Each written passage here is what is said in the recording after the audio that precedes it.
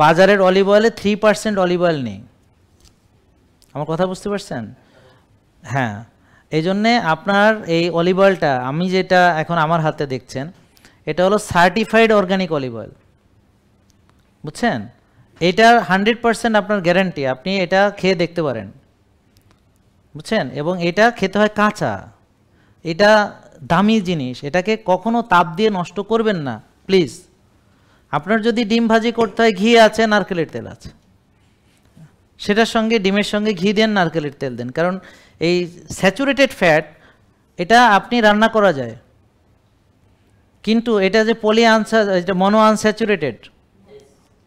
Unsaturated, এটাকে আপনি যদি হিটে দেন তাহলে এটা এই দামি জিনিসটা নষ্ট হয়ে যাবে, কারণ এখানে একটা উইক বন্ড থাকে, হ্যাঁ, ডাবল 2 হাত দিয়ে কার্বন একটাকে ধরে, এটাকে বলে মনো আনস্যাচুরেটেড।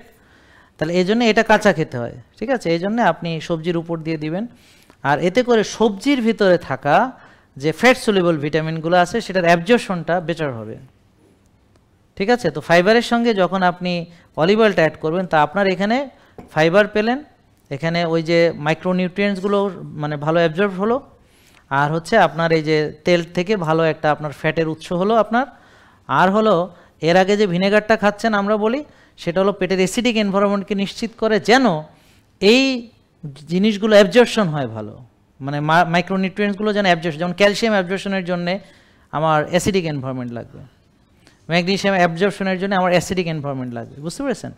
তো এখন অ্যাসিডিক এনভায়রনমেন্ট যদি না থাকে পেটে, তাহলে কি হবে? আমার এইগুলো অ্যাবজর্পশন ভালো হবে না। জেকে লাইফস্টাইল, ওষুধ মুক্ত সুস্থ জীবন।